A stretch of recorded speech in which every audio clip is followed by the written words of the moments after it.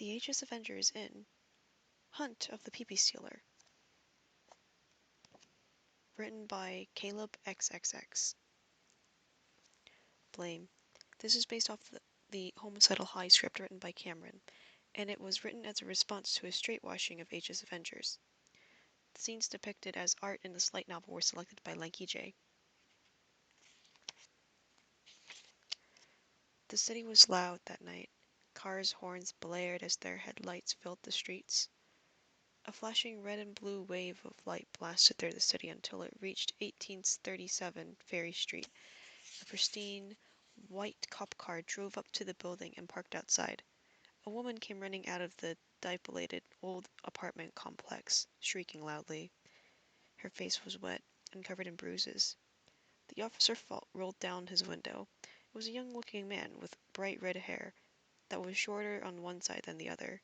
A black cat earring dangled from one of his earlobes.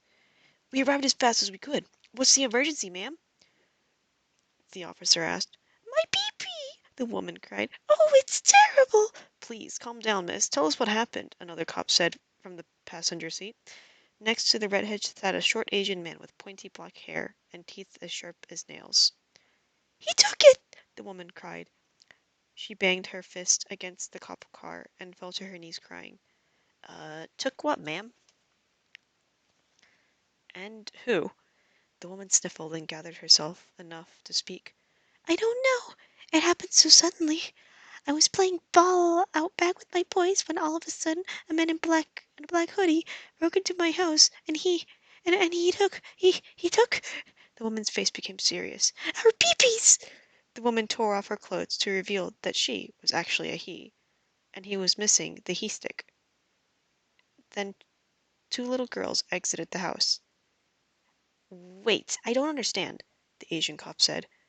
"When you called, you said you had two little boys." "Did," the once man just said. "Did have two little boys." "Dear God," the first cop said. He removed his sunglasses, revealing two emerald eyes. "He's back." "Who's back, Caleb?" the Asian cop asked. "The pee-pee stealer."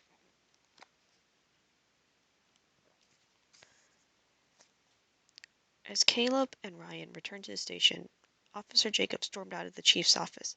"This is impossible," he said. "Fuck the hostage. Give me the AK and I'll get those bank robbers." The two incoming officers put their hats on a nearby rack and greeted their receptionist. The man manning the counter had large muscles, but his face was soft. He greeted them back with a smile. "Stressful day, Jacob?" Caleb asked. "Fuck off." Caleb and Ryan went to a back room.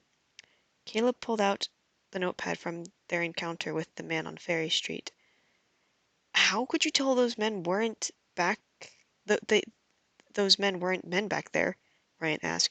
"It looked like a man with two little boys to me." "I have an internal radar for these sort of things. I know when somebody has a PP or not."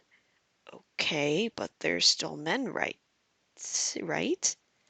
Caleb paused. "Don't tweet about this." The two sat down at a table, and Caleb flipped through his notepad.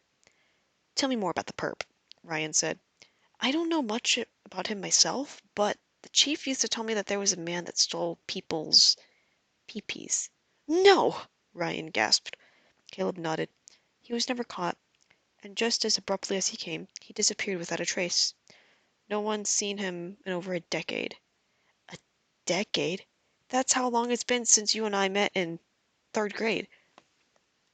Caleb sighed. He got to his feet, his back cracking from exhaustion in the process. He crossed the musty old room and scanned the filing cabinets across the back wall.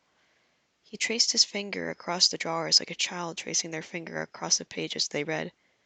Finally, he found what he was looking for and pulled one out. He snatched up a cluster of files and threw them across a table he and Ryan were sitting at. "What's this?" "Research," Caleb said. "Ever since I heard that story, I couldn't rest knowing such a heinous criminal was still out there. I couldn't let someone like that continue to roam free." Ryan combed through the reports. "You've gathered so much evidence." "I've looked into the case as hard as I could, but I've got nowhere. No identity, and even if I had it, he leaves no traces. We wouldn't even have enough to convict him." Damn it, Ryan cursed. If he was black, we wouldn't even need evidence. But we don't even know his identity. Right, that's the problem. Ryan sat back down in his chair and thought for a moment. Ryan, I hate to bring you into something so dangerous. I may not be the bravest cop here to pull off the trigger, but I'd rather try to protect my coworkers. No, my friends from things like this if I could.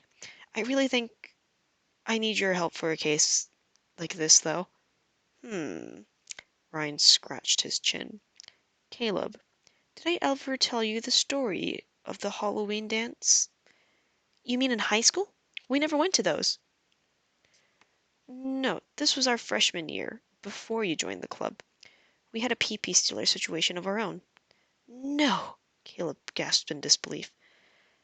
Yes, I'm finally going to tell you about Tyler, the magical boy that preceded you.